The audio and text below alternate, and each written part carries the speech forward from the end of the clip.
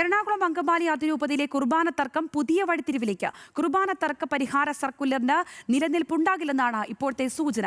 വൈദികർക്കെതിരായ നടപടിയുമായി മുന്നോട്ട് പോകാൻ സ്പെഷ്യൽ ട്രൈബ്യൂണൽ തീരുമാനം. ഫാദർ വർഗീസ് മണവാളൻ നടത്തിയ വിവാഹം അടക്കമുള്ള കൂദാശകൾക്ക് അംഗീകാരമില്ല. കൂദാശകൾ അസാധുവാക്കാൻ നടപടി സ്വീകരിക്കണമെന്ന് ട്രൈബ്യൂണൽ ഉത്തരവിന്റെ പകർപ്പ് ന്യൂസ് മലയാളത്തിന് ലഭിച്ചു.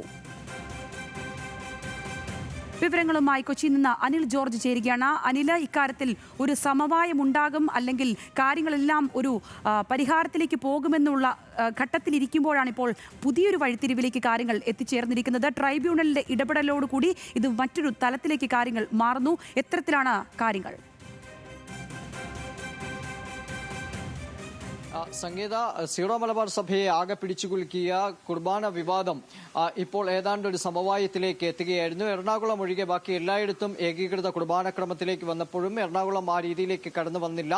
എന്നാൽ പുതിയ സമവായത്തിന്റെ അടിസ്ഥാനത്തിൽ ഒരു കുർബാന വീതമെങ്കിലും ഏകീകൃത കുർബാനയിലേക്ക് വരാൻ എറണാകുളം സമ്മതിക്കുകയും ചെയ്തു. ഒപ്പം തന്നെ തക്സ, അതുപോലെ തന്നെ സീറോ മലബാർ സഭയുടെ പൊതു കുർബാന ക്രമത്തിന്റെ ഭാഗമായി ബേമ തുടങ്ങിയവ ഉപയോഗിക്കാമെന്നും അവർ സമ്മതിക്കുകയും ചെയ്തു. ഇതിനൊക്കെ പകരമായി അവർ ചോദിച്ച കാര്യങ്ങൾ വൈദികർക്കെതിരെയുള്ള നടപടികൾ, കാനൂനിക നടപടികൾ പൂർണ്ണമായും അവസാനിപ്പിക്കുക, ജനാഭിമുഖ കുർബാന കുറെ നാളത്തേക്കെങ്കിലും തുടരാൻ അനുവദിക്കുക, നവവൈദികർക്ക് ജനാഭിമുഖ കുർബാന ചൊല്ലാനുള്ള അനുവാദം നൽകുക തുടങ്ങിയവയായിരുന്നു. ഇതിൽ പലതും മാർപ്പാപ്പ തന്നെ നിരസിച്ചിട്ടുള്ള കാര്യങ്ങളായിരുന്നു. എന്നാൽ സീറോ മലബാർ സഭ ഒരു സ്വതന്ത്ര സഭയാണ്. ആ സഭയുടെ തലവൻ എന്ന നിലയിൽ ആ സ്വാതന്ത്ര്യം ഉപയോഗിച്ചുകൊണ്ട് ഫ്രാൻസിസ് മാർപ്പാപ്പയുടെ ആ തീരുമാനത്തെ പോലും മറികടന്നുകൊണ്ട് സീറോ മലബാർ സഭയുടെ തലവൻ റാഫേൽ തട്ടിൽ അത്തരത്തിൽ ഒരു ഇളവ് എറണാകുളം അങ്കമാലി അതിരൂപതയ്ക്ക് അനുവദിച്ചു കൊടുക്കുകയും ചെയ്തു. ഇതിനെ തുടർന്ന് സർക്കുലറായി, ഒരു രേഖയായി, സഭയുടെ ഔദ്യോഗിക രേഖയായി ഈ വിവരങ്ങൾ പുറത്തേക്ക് വരികയും ചെയ്തു. ഇതോടെ കുർബാന തർക്കം അവസാനിച്ചുവെന്ന വിമതപക്ഷവും വൈദികരും എല്ലാവരും സമ്മതിക്കുകയും ചെയ്തു. എന്നാൽ കുറച്ചാളുകൾ മാത്രമാണ് ഇതിനോട് അസംതൃപ്തി പ്രകടിപ്പിക്കുകയും ചെയ്തത്.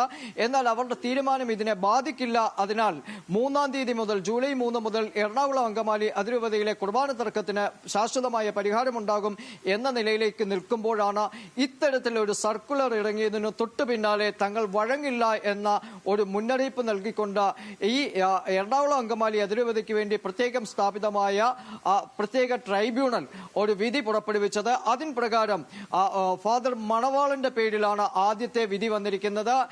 ഇദ്ദേഹത്തിന് എതിരെ നേരത്തെ തന്നെ ട്രൈബ്യൂണലിന്റെ ഒരു വിധി ഉണ്ടായിരുന്നു. അദ്ദേഹം ആ താമസ സ്ഥലത്തുനിന്ന് മാറണം എന്നതടക്കമായിരുന്നു. എന്നാൽ ഇതിന് വിട്ടുവീഴ്ച നൽകാം എന്ന് ആർച്ച് ബിഷപ്പ് പാംപ്ലാനി, അതായത് എറണാകുളം അങ്കമാലി അതിരൂപതയുടെ വികാരി ജനറലിന്റെ ചുമതലയുള്ള ആർച്ച് ബിഷപ്പ് പാംപ്ലാനി അത്തരത്തിലൊരു ഉറപ്പ് അവർക്ക് നൽകുകയും ചെയ്തു. തുടർന്ന് ഇദ്ദേഹം അവിടെ തുടരുകയായിരുന്നു. കഴിഞ്ഞ വൈദിക സമിതി യോഗത്തിൽ എറണാകുളം അങ്കമാലി അതിരൂപതയുടെ കത്തീഡ്രൽ ബസിലിക്ക അഡ്മിനിസ്ട്രേറ്റർ തരിയൻ ഞാളിയത്തിനെ പുറത്തിറക്കി വിടുകയും അതിന് പകരം ഈ മണവാളനെ അകത്ത് പ്രവേശിച്ചിരുത്തുകയും ചെയ്തിരുന്നു. ഇതെല്ലാം കൃത്യമായ നിലയിൽ ട്രൈബ്യൂണൽ ചോദ്യം ചെയ്തിരിക്കുന്നു.